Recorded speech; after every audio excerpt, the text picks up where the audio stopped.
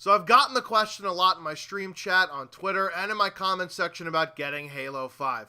The answer is simple and is the title of this video. No demo, no purchase. No try, no buy. In order to secure a purchase from me, as Mystica would say, show me what you're working with. In this era of AAA gaming, do you really trust that developers will put out a product that not only works, which is most important, but sadly not guaranteed, Halo Master Chief Collection, but also one that is enjoyable and has replay value? Speaking of Halo Master Chief Collection and Halo 5, yes, I know that there was a beta for Halo 5, which took place almost a year before launch, but it was only available to people that purchased the Halo Master Chief Collection, which was yet another game without a demo. Halo 5 could have won me over as a purchaser had they released an open beta even a month or two before launch with the excuse of testing server capacity or matchmaking, because that's never been an issue for them before. Eye roll. They only had a closed beta, which unfortunately means I was left on the outside looking in. From a consumer standpoint, it's almost always a good idea to have a demo. One gets to try a game before throwing down money on it just to find out that it's going to be a beer coaster for the next year. For development companies, you get to test your product early to find out what bugs are in a real-world environment instead of scrambling to fix things later, which clashes with your schedule for post-launch enhancements.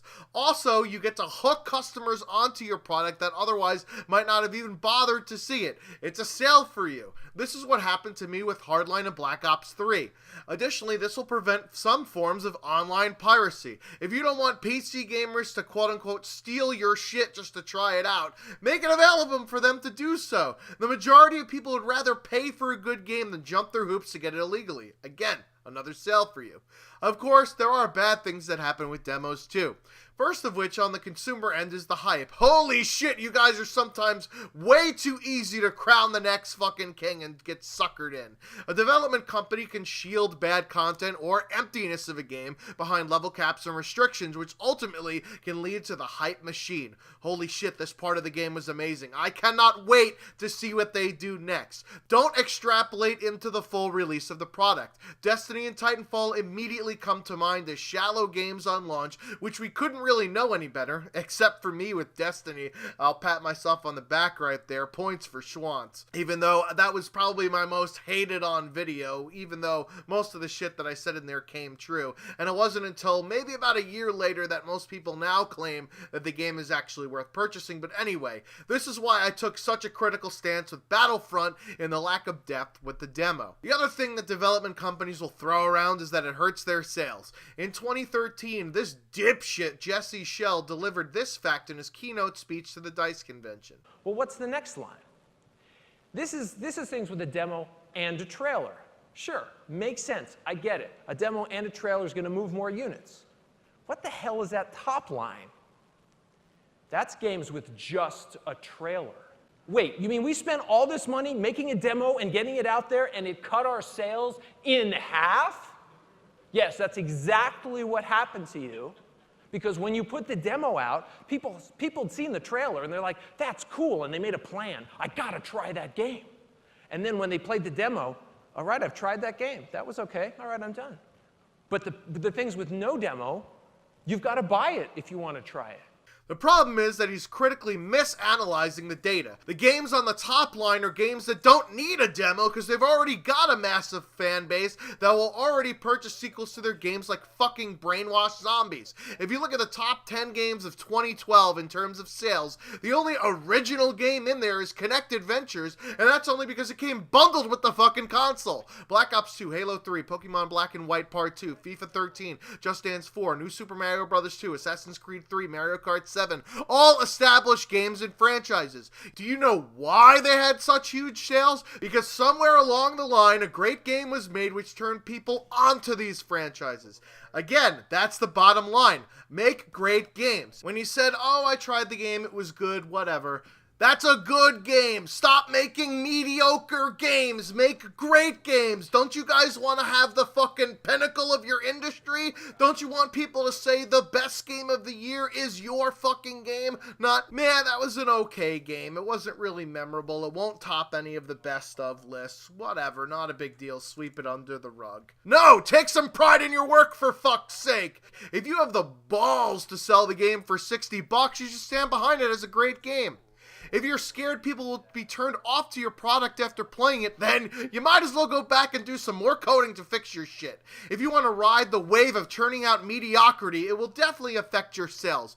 I mean, we've already seen it in games like Call of Duty and Halo. Even though they still sell insanely well, it's nowhere near the numbers they used to do because the games are just fucking terrible now. Additionally, just think about my recent non-purchases after playing the demo, Destiny and Battlefront. These are games I certainly considered, so did they lose a sale? Yes, they did, but my response is simple. Make a good fucking game and you won't have to worry about losing sales. See Battlefield Hardline and Black Ops 3.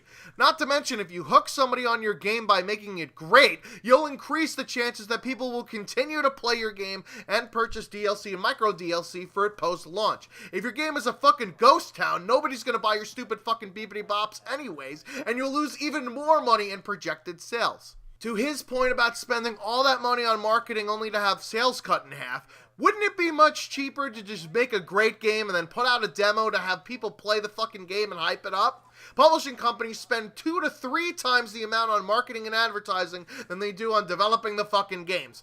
Don't you idiots want to cut costs? Instead of spending upwards of $250 million on marketing like Call of Duty does, spend the minuscule fraction of it on a demo like Black Ops 3 and then let people get hyped up about the game after they've gotten their hands on it. The YouTube videos will come out en masse. Best game of all time. Oh my god, I'm so fucking hyped for it. You know what? As a matter of fact, I'm going to leave 3 comments down below and you got to thumbs one of them up. 1, if you are more hyped or will now buy the game after playing the Black Ops 3 beta. 2, if you're less hyped to play or if you won't be purchasing because of the demo. And 3, if it didn't make a difference to you at all. I'm really interested to see where these numbers lie. As far as the games that have the demos getting less sales, well, those games are going to get less sales because most games with demos are games that are brand new games that need to win people over onto their franchise. This doesn't happen with most AAA games because the publishing companies are trying to fuck people out of their sales. Is that what you really want to do as a publishing company? Fuck people out of money?